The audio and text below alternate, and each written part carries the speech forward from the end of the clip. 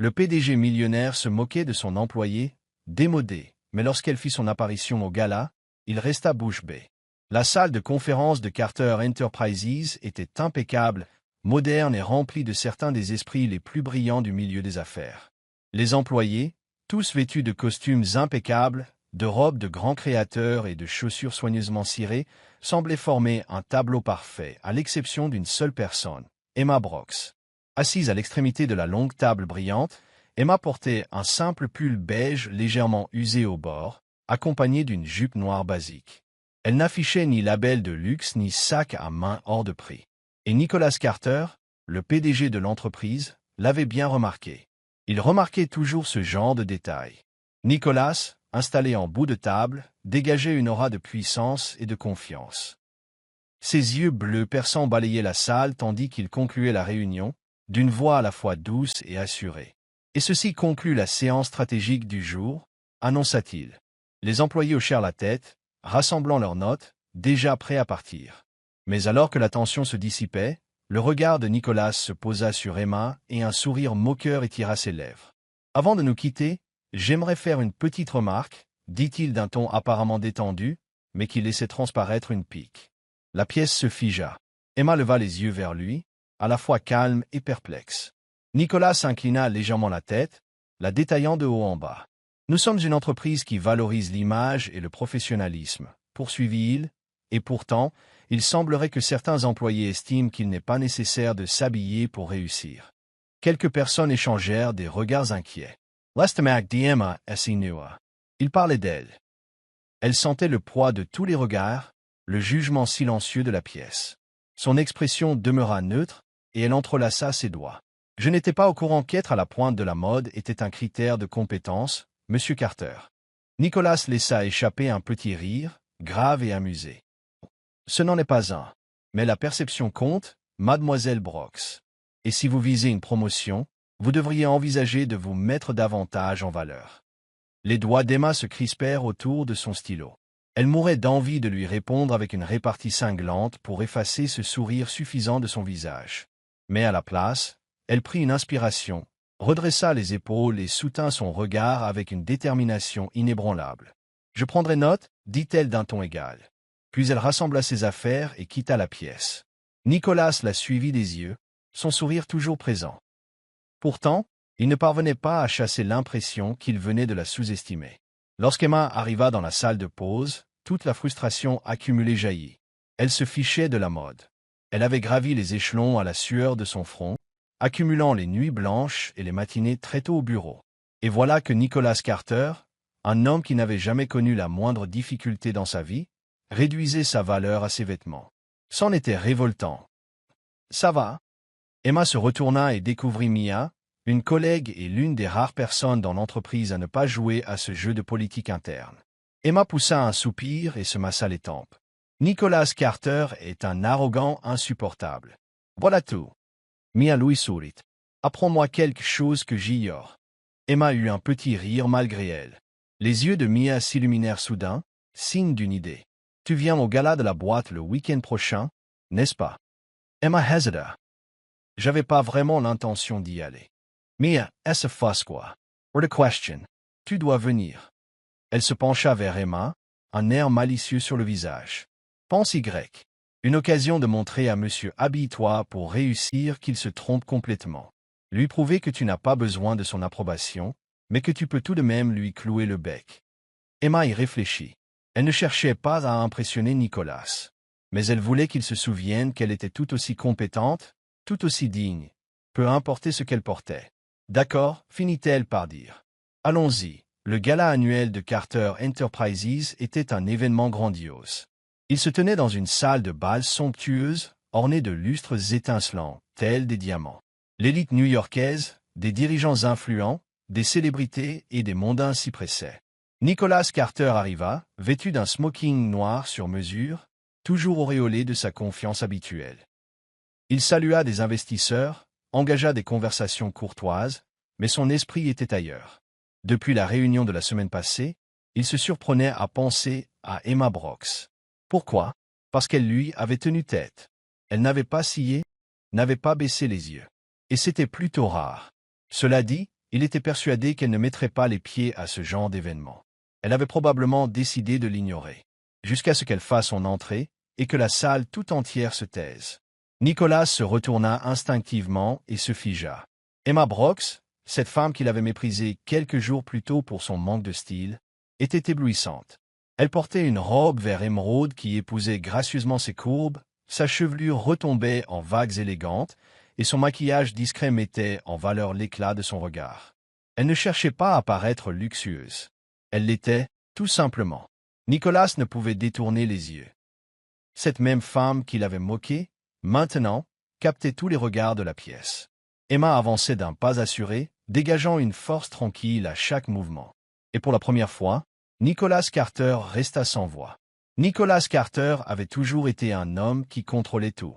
Mais depuis le gala, il se sentait complètement désorienté. Il avait essayé de banaliser ce qu'il avait ressenti. C'était juste un choc, de voir Emma Brox passer de l'employé terne et sans éclat à une femme qui attirait tous les regards sans le moindre effort. Mais cela n'expliquait pas pourquoi il ne pouvait plus s'empêcher de penser à elle. Il se surprenait à la chercher du regard au bureau, curieux de savoir comment elle allait s'habiller, s'attendant qu'elle le défie du regard comme elle l'avait fait ce soir-là. Et le pire, c'est qu'il détestait la voir susciter l'intérêt d'autres hommes. Cela se produisit un lundi matin. Nicolas arriva au bureau tôt, comme à son habitude. Il assista alors à une scène qui fit monter en lui une étrange jalousie. Emma était au coin café, riant à une remarque de Daniel, un jeune cadre aussi charmeur que plein d'assurance. Nicolas crispa la machoide. Depuis quand Emma souriait-elle ainsi à Daniel? Et pourquoi cela le dérangeait-il autant? Il n'était pas jaloux. Ridicule. Mais lorsque Daniel posa une main dans le creux de son dos pour l'entraîner vers la salle de réunion, Nicolas ressentit une chaleur âpre lui envahir la poitrine. Il en resta distrait toute la matinée. Quand Emma passa plus tard devant son bureau, aussi confiante que d'habitude, Nicolas fit quelque chose d'inattendu. Mademoiselle Brooks. Emma s'arrêta et se tourna vers lui. Son visage restait impassible. Oui, Monsieur Carter. Pendant un instant, il ne sut quoi dire. Les habituels commentaires acerbes, les petites piques qui lui venaient si facilement, restèrent bloqués. En la regardant, en repensant à la façon dont elle l'avait remis à sa place, il ne trouva qu'une phrase banale. Laissez tomber. Emma arqua un sourcil, mais ne chercha pas à en savoir plus. Elle acquiesça et s'éloigna, visiblement indifférente. Cette indifférence l'irritait encore plus. Nicolas Carter n'avait pas l'habitude d'être ignoré. Or, depuis le gala, Emma Brox ne lui prêtait plus guère d'attention, se montrant polie, professionnelle, mais lointaine. Et cela le rendait fou. Alors, il fit ce qu'il savait faire de mieux. Il créa une occasion pour la confronter. C'était après une réunion de service. Alors que les employés quittaient la salle, Nicolas se posta devant Emma, l'empêchant de passer. « Mademoiselle Brooks. » Elle leva les yeux vers lui, son regard calme et méfiant. « Oui, Monsieur Carter. » Elle observa un instant. « Vous m'évitez. » Emma inclina la tête. Elle l'air amusée. « Je n'étais pas au courant que vous aviez besoin de moi en dehors du travail. » Sa mâchoire se contracta. Pourquoi restait-elle si incroyablement sereine? « Je trouve ça curieux, dit-il d'un ton lisse, qu'après le gala, vous n'ayez soudain plus aucun intérêt à me parler. » Emma lui adressa un petit sourire dépourvu d'émotion. Je n'avais pas l'impression qu'on entretenait jusque-là de profondes conversations. Les yeux de Nicolas se plissèrent. Il s'était attendu à la voir se troubler ou se décontenancer, mais elle semblait parfaitement contrôler la situation. Cela l'agaçait. Alors, il commit une erreur. Il ricana, la voix glaciale. Alors c'était juste pour faire bonne figure, hein? T'habiller de façon spectaculaire pour attirer l'attention. Maintenant que tout le monde t'a vu, plus besoin de jouer la comédie? À peine eut-il fini sa phrase qu'il le regretta. Pour la première fois, la façade impassible d'Emma s'effondra. Son expression se figea. Puis quelque chose changea dans son regard. Ce n'était pas de la colère. C'était de la déception. Emma laissa échapper un rire bref, sans joie. « J'aurais dû m'y attendre, murmura-t-elle. Nicholas Franca, less sourcils. »« Quoi ?» Elle plongea ses yeux dans les siens, sa voix calme mais incisive. « Qu'importe ce que je fais, combien je travaille dur, tu continueras de me voir comme la fille que tu as ridiculisée lors de cette réunion. Ce n'est pas.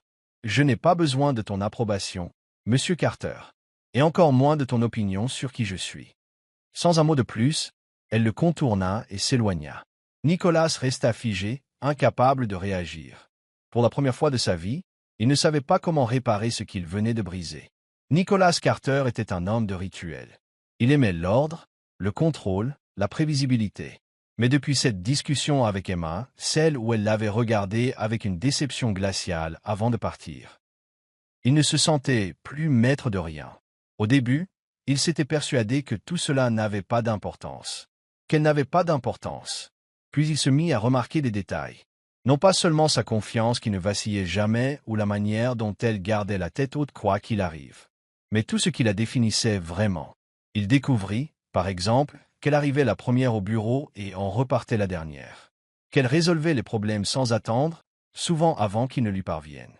Que les employés, même les plus jeunes, avaient tendance à la consulter, à chercher ses conseils. Et un après-midi, il fut témoin d'une scène qui le bouleversa. En passant devant la salle de pause, il aperçut une nouvelle stagiaire, nerveuse, qui s'en mêlait avec une pile de documents. Avant que les feuilles ne se dispersent sur le sol, Emma était déjà là, accroupie, aidant la jeune femme à tout ramasser, lui parlant doucement pour la rassurer. Nicolas l'observa alors qu'Emma expliquait à l'étudiante la marche à suivre, d'un ton posé et d'une patience exemplaire. Elle ne cherchait pas les honneurs ni la reconnaissance. Elle se contentait d'être là. Quelque chose se serra dans la poitrine de Nicolas. Avait-il été à ce point aveuglé par l'apparence d'Emma pour ne pas voir sa véritable nature? Pour la première fois, Nicolas se demanda s'il ne s'était pas totalement trompé sur son compte. Tout commença lors d'un dîner d'affaires de routine. Un groupe de dirigeants influents s'était réuni dans un restaurant 5 étoiles afin de négocier un partenariat, et Nicolas, d'habitude si attentif, se sentait distrait. Son esprit était ailleurs. Ou plutôt, tourné vers quelqu'un d'autre. Emma. Elle avait été conviée à ce dîner grâce à son apport récent et déterminant dans l'entreprise. Nicolas s'attendait à ce qu'elle reste discrète, se contentant d'observer. Mais elle le surprit encore. Elle argumentait, présentait ses idées, débattait avec assurance. Son intelligence, son sens de la répartie, sa confiance discrète captivaient toute l'assemblée. Et apparemment, elle en avait captivé un autre.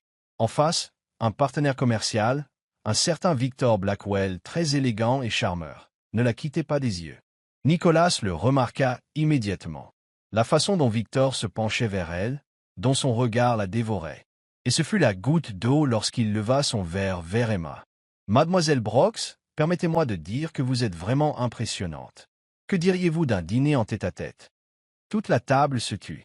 Emma eut un instant d'hésitation, non par flatterie, mais par surprise. Avant qu'elle ne puisse répondre, Nicolas l'ouvrit lui-même. Elle est occupée. Son ton était sec, catégorique, teinté d'une possessivité indéniable. Emma tourna la tête vers lui, stupéfaite. « Pardon ?» Nicolas se leva brusquement, lui saisit le poignet et la fit se lever à son tour. « Il faut qu'on parle, grogna-t-il, l'entraînant sur la terrasse. Une fois dehors, Emma dégagea son bras. « Non mais qu'est-ce qui te prend ?»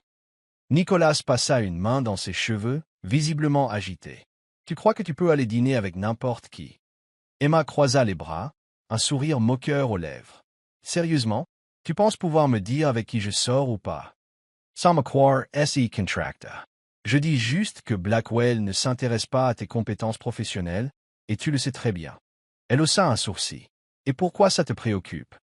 Silence. Nicolas détourna le regard une demi-seconde, suffisamment longtemps pour qu'elle perçoive une lueur de doute dans ses yeux. Je ne veux pas qu'on profite de toi, lâcha-t-il enfin. Emma le détailla, cherchant à comprendre. Il y avait autre chose derrière ces mots. Puis la vérité la frappa. Oh, mon Dieu, souffla-t-elle, abasourdie. Tu es Halox. Nicolas se raidit. Pas du tout. Emma émit un petit rire, doux mais révélateur. Pour la première fois, Nicolas Carter paraissait décontenancé. Elle s'approcha d'un pas, inclinant légèrement la tête. Bien sûr que si, tu le es complètement. Nicolas serra las dents. Retourne à l'intérieur, Brox. Emma pivota pour partir, un sourire encore accroché à ses lèvres. Pendant que Nicolas, il laissa échapper un juron à voix basse. Parce qu'il savait qu'elle avait raison. Il était jaloux, et il ignorait totalement comment gérer cela. Après ce soir-là, les choses changèrent. Nicolas restait Nicolas, toujours sûr de lui, parfois arrogant, parfois insupportable. Mais un léger décalage s'opérait. Il ne lançait plus de piques désobligeantes sur sa tenue. Au contraire, il remarqua quand elle croulait sous le travail, et l'aida, sans que ça ne se voie trop. Par exemple, un jour où Emma se noyait sous une montagne de dossiers, elle découvrit soudain que la moitié avait été mystérieusement traitée et approuvée, sans qu'elle sache comment. Ou encore, le jour où son ordinateur tomba en panne, un nouveau modèle apparut sur son bureau avant même qu'elle ait eu le temps de déposer une requête. D'abord, elle refusa de croire que cela pouvait venir de lui. Jusqu'au soir où elle l'aperçut en flagrant délit. Elle avait oublié son téléphone dans la salle de réunion et était retournée le chercher. Sur le chemin, elle surprit Nicolas près de son bureau, posant un sandwich emballé à côté de son ordinateur. Il ne l'avait pas vu. L'espace d'une seconde, elle distingua clairement ce qu'il était réellement. Pas le PDG impitoyable. Pas le businessman arrogant. Juste un homme qui, malgré toutes ses tentatives pour le nier, commençait à éprouver quelque chose. Emma ressentit alors une chaleur douce et incongrue. Peut-être que Nicolas Carter n'était pas si détestable, finalement. Nicolas Carter n'avait jamais eu peur de quoi que ce soit. Des contrats de plusieurs milliards, des négociations avec les plus coriaces, gérer un empire, un jeu d'enfant. Mais là, il était terrifié. Depuis quelques semaines, il voyait Emma Brox franchir toutes les barrières dont il s'était entouré. Et, plus grave encore, il la laissait faire. Il remarquait des détails qu'il n'aurait jamais dû relever. La façon dont elle se mordillait la lèvre quand elle réfléchissait, dont elle rabattait une mèche de cheveux derrière son oreille quand elle était frustrée. Combien son rire le fascinait, combien elle le défiait, tout en restant profondément elle-même. Et ça lui faisait peur, car il connaissait la fin de cette histoire. Il avait grandi dans une famille où l'amour ne tenait pas la distance. Son père avait mis la société au-dessus de tout. Sa mère avait supplié d'avoir plus de temps, plus d'attention, plus de présence. Puis elle était partie. Nicolas s'était juré de ne jamais faiblir de la sorte, de ne jamais laisser l'amour le rendre vulnérable. Alors il prit une décision stupide et cruelle, la repousser avant d'être totalement à sa merci. Emma se rendait à la salle de réunion lorsqu'elle entendit la voix de Nicolas. Elle ne cherchait pas à écouter aux portes, mais son nom fut prononcé. Elle s'arrêta. La porte était entrebâillée. Nicolas parlait à Victor Blackwell, ce partenaire qui avait voulu l'inviter à dîner. Victor laissa échapper un petit rire. « Alors, Nicolas, on raconte que tu t'intéresses de près à Mademoiselle Brox. » Le cœur d'Emma s'accéléra. Elle priait pour que Nicolas le démente, qu'il dise quelque chose qui prouverait qu'elle n'avait pas rêvé son changement d'attitude. Mais la réponse de Nicolas fut sans émotion, froide. « Je n'ai pas de temps à perdre avec ce genre de distraction. » Emma sentit un pincement brutal au creux de la poitrine. Victor Hausa unsourcel. Des distractions? Nicolas Sapira. Elle est douée dans son travail, mais ça s'arrête là. Les relations sentimentales, c'est une perte de temps. Le choc qu'Emma ressentit fut immense, comme si on lui enfonçait une lame dans le cœur. Elle s'était laissée berner. Elle avait cru que Nicolas Carter pouvait changer, qu'il pouvait être plus que cet homme arrogant qui la réduisait à son apparence. Qu'il commençait, peut-être, à tenir à elle. Mais visiblement, elle n'avait été qu'un simple passe-temps, un intérêt éphémère. Remplaçable. Elle tourna les talons et s'éloigna avant d'entendre la suite. Car elle en avait assez entendu. Cette même nuit, elle ne rentra pas chez elle. Elle resta à son bureau et rédigea sa lettre de démission. Le matin, Emma Brox était partie. Nicolas Carter ne s'était jamais soucié quand les gens quittaient l'entreprise. Les employés vont et viennent. Les partenaires changent de camp. Les liaisons se brisent et s'éteignent. C'est ainsi. Mais quand Emma Brox quitta son univers, quelque chose se brisa en lui. D'abord, il voulut se convaincre que ce n'était rien. Qu'elle n'était rien. Puis, au premier matin sans sa présence, il prit conscience du vide que elle laissait. Son café avait un goût amer, sans ses piques amusantes en salle de pause. Les réunions semblaient mornes sans ses interventions constructives. Son bureau, plus froid et silencieux que jamais. Le travail n'avait plus aucune saveur. Les chiffres se mêlaient, les bénéfices ne l'enthousiasmaient plus. Quel sens cela avait-il, au final? Il réalisa alors qu'il avait eu tort sur toute la ligne. Emma n'était pas juste une employée. Elle n'était pas une distraction. Elle était la seule personne à l'avoir jamais vraiment vu tel qu'il était. Et il l'avait perdue. Il ne pouvait pas laisser leur histoire se finir ainsi. Il prit alors la seule décision possible, la retrouver. Il lui fallut du temps pour découvrir où elle était partie. Emma travaillait désormais pour une association à but non lucratif, engagée dans l'aide aux jeunes femmes désireuses de faire carrière dans le monde des affaires. Ce soir-là, elle était la principale intervenante d'un gala de charité. Nicolas n'hésita pas. Il se présenta à l'événement, vêtu comme toujours d'un costume sur mesure. Mais pour la première fois de sa vie, il n'était pas là en tant que PDG Nicolas Carter. Il était juste un homme, prêt à tout pour celle qu'il aimait. Dès qu'il entra dans la salle, il la repéra. Emma était sur scène, parlait avec passion devant l'assemblée. Elle était lumineuse. Nicolas comprit qu'il ne voulait rien d'autre dans sa vie qu'elle. Alors, à peine son discours terminé, avant même que les applaudissements ne cessent, il monta sur scène. La salle entière s'y figia. Emma se retourna, les yeux écarquillés. Nicolas, il prit une grande inspiration, serrant le micro dans sa main. « J'ai eu tort », dit-il d'une voix vibrante d'émotion. Des murmures parcoururent le public. Emma le regardait, le cœur battant à tout rompre. Nicolas de Glodit. Il n'avait jamais fait cela auparavant, mais pour elle, il était prêt à tout. « Je t'ai jugé sur ta façon de t'habiller, je t'ai sous-estimé parce que j'étais trop arrogant pour voir qui tu étais vraiment. » La gorge d'Emma s'asserra. Nicolas avança d'un pas vers elle. « Je pensais ne pas avoir le temps pour l'amour, je pensais que ça me rendrait faible. » Sa voix se brisa légèrement. « Et puis tu es parti. Et j'ai compris que la seule chose qui me rendait faible, c'était de te perdre. » Les yeux d'Emma brillaient. « Je t'aime, Emma, » poursuivit Nicolas. « Je me moque de notre passé. Tout ce qui m'importe, c'est toi. » La foule retenait son souffle. Emma, la gorge nouée, trouva enfin la force de parler. Elle avait passé des semaines à essayer de l'oublier, à se convaincre qu'il ne la méritait pas. Mais à cet instant précis, en voyant ses yeux emplis de sincérité, sa vulnérabilité, son amour, elle sut qu'il ne jouait pas la comédie. Il avait changé. Pour elle, une larme coula sur sa joue. Elle laissa échapper un bref rire ému. « Espèce d'imbécile » murmura-t-elle, la voix tremblante. Nicolas eut un sourire nerveux. « Est-ce que c'est un oui ?» Elle acquiesça. « Oui. » Puis plus fort, « Oui. » Nicolas, 1000 fois oui. La salle explosa en applaudissements. Mais Nicolas n'entendit rien d'autre que le son de leur baiser, alors qu'il l'attirait contre lui, scellant avec Emma un amour qu'il avait failli laisser filer. Il venait enfin de comprendre que certaines choses n'avaient pas de prix. Nicolas Carter avait jadis pensé que l'amour était une faiblesse. Maintenant, il savait qu'il n'existait pas de plus grande force. Un an plus tard, il se tenait au milieu d'un jardin illuminé de guirlandes dorées et décoré de roses blanches. Il attendait la seule femme qui ait jamais compté. Ce soir-là, il était prêt à franchir un nouveau cap.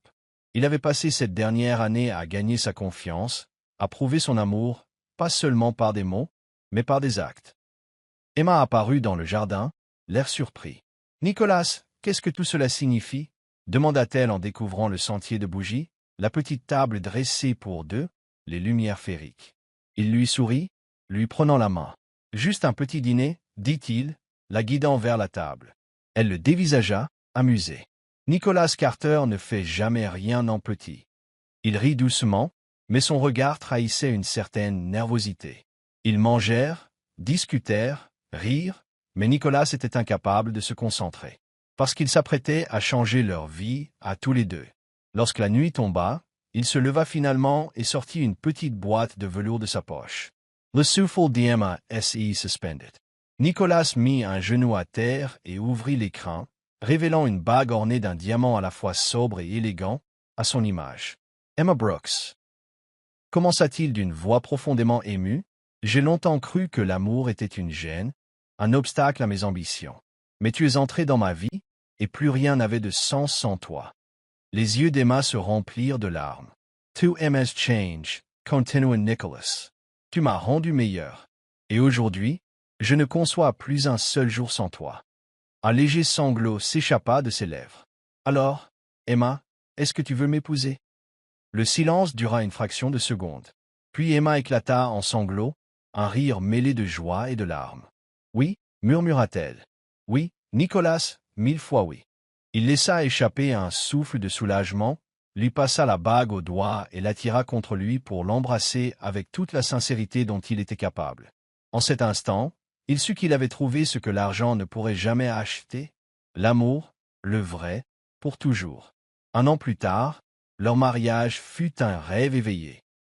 Non pas grâce à la magnificence du lieu ou aux détails somptueux, mais parce que tout était sincère. Quand Emma s'avança dans l'allée, le regard rivé sur lui, Nicolas sut qu'il n'avait jamais été aussi sûr de quoi que ce soit de toute son existence. Par la suite, ce qui compta le plus fut ce qu'ils bâtirent ensemble.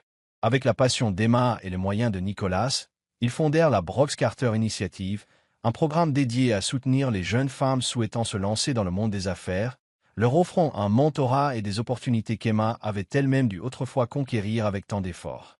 Leur quotidien se remplit de sens. Leurs soirées de rire, de conversations à cœur ouvert, d'amour. Et chaque matin, en se réveillant auprès de la femme qui avait bouleversé son existence, Nicolas comprit qu'il avait enfin trouvé ce que tout l'or du monde ne pouvait remplacer. Le bonheur, l'amour et un avenir qui valaient tout. Nicolas Carter pensait autrefois que la réussite était tout. Que le pouvoir, la richesse et le contrôle étaient les seules choses qui importaient. Puis Emma Brox est arrivée. Elle n'était pas seulement une simple employée ou une distraction passagère. Elle a été son plus grand défi, sa plus grande leçon et son plus grand amour. Car au final, ce n'est ni le pouvoir ni l'argent qui l'ont fait changer. C'était elle. Aujourd'hui, ils avancent ensemble, pas seulement en tant que mari et femme, mais en tant que partenaires dans la vie, dans l'amour et dans leur quête de sens. Parce que l'amour ne consiste pas à trouver quelqu'un, il s'agit aussi de le choisir jour après jour. Si cette histoire vous a ému, n'hésitez pas à liker, partager et vous abonner à Soul Steering Stories. Activez les notifications pour ne manquer aucune de nos aventures émouvantes et inspirantes.